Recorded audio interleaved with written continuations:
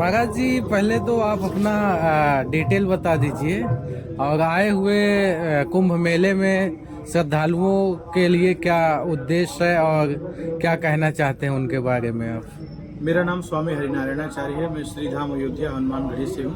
बहुत सुंदर प्रश्न आपने किया है।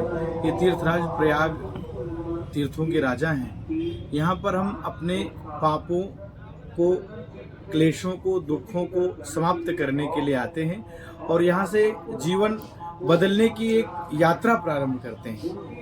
मानव का जो धर्म है, हमें वही क्या करना चाहिए, क्या नहीं करना चाहिए, मर्यादा पुरुषोत्तम प्रभु श्री राम ने सारे कार्यों को मर्यादा में रह करके बताया है। तो निश्चित ही जो भी लोग यहाँ आते हैं, गंगे तव दर्शनात् मुक्ति, गंगा जी में स्नान का पुण्य तो है ही, लेकिन यदि स्नान नहीं कर पाते, दूर से दर्शन भी हो जाता है, तो दर्शन करने मात्र से ही मुक्ति मिल जाती है, ऐसा शास्त्र कहता है। तो सभी लोग जहाँ तक संप्रेषित हो रही है वार्ता, ज़्यादा से ज़्यादा लोग आवें और अपने पाप क्लेश को समाप्त करके यहाँ से नवीन जीवन प्रारंभ करें। जो मानव का उद्देश्य है, मानव का उद्देश्य यह नहीं है वंश वृद्धि करना, गाड़ी मोटर खरीदना, बिल्डिंग बनाना।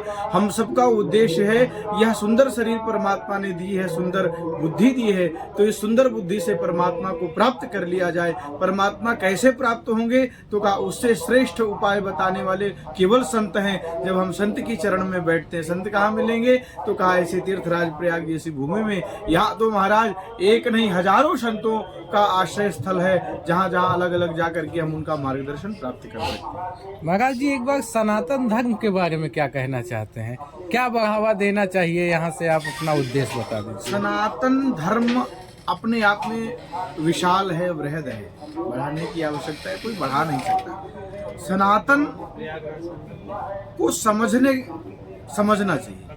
सनातन जिसके समझ में आ गया उसको जीना आ गया। और सनातन ऐसा है, ये वो सनातन है जो दुष्ट को भी, म्लेच्छ को भी दिव्य बनाने की क्षमता रखता है, किसी नास्तिक को भी आस्तिक बनाने की जो भावना रखता है, ऐसा जिसमें दिव्य प्रवाह है, वो दिव्य सनातन है। और ये कुंभ सनातनियों का है, ये सभी का है, यहाँ सबको आना चाहिए। महाराज जी, अयोध्या की पावन धरती से आप आए हैं, श्री राम जी के बारे में क्या कहना चाहते हैं। रामो विग्रहवान धर्म, मेरे राम जी धर्म के वास्तविक विग्रह हैं। आज लोग ऊंच नीच भेदभाव कर रहे हैं, मेरे मर्यादा पुरुषोत्तम प्रभु श्री राम ने सबको गले लगाया।